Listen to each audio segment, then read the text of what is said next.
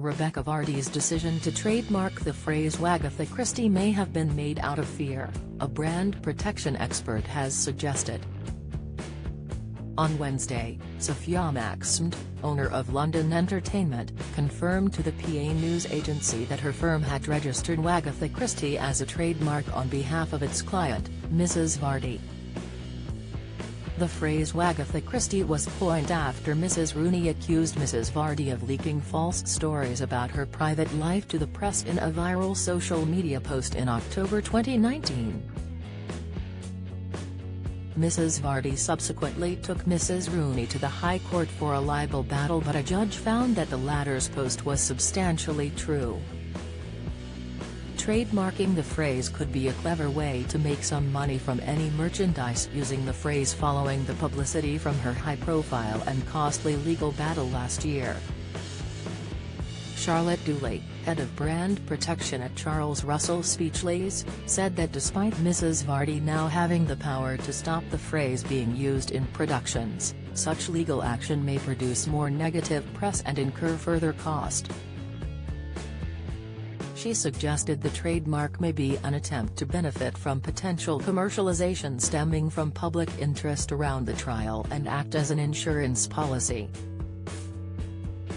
Speaking to PA, Ms. Dooley said, "You wonder why she doesn't let it go away. It's not been a great episode for her, has it? But it might be a control thing. It might be a fear of Colleen bringing out a range of goods and services that are branded and maybe stop her rather than to make any profit from it. There's been a massive media frenzy that tends to create sufficient interest that people might want a t-shirt, for example, or a mug that says Wagatha Christie." Don't miss. Rebekah Vardy shares pics of kids after horror fire at family home. Latest, Vardy v Rooney courtroom drama episode count explained.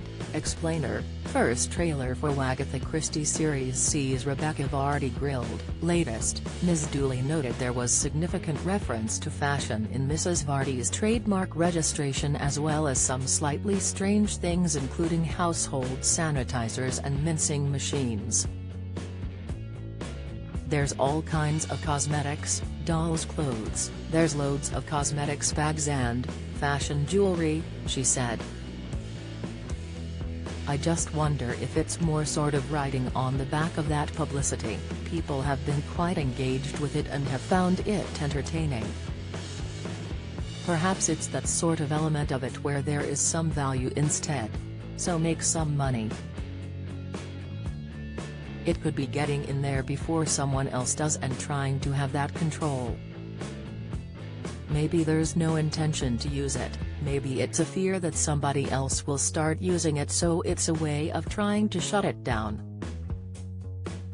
Ms. Dooley said the trademark was a great right for Mrs. Vardy to have, as others looking to use the phrase for goods and services would be at risk of trademark infringement.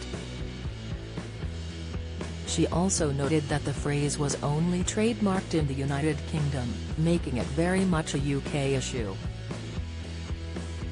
Representatives for Mrs. Vardy and Mrs. Rooney have been contacted for comment.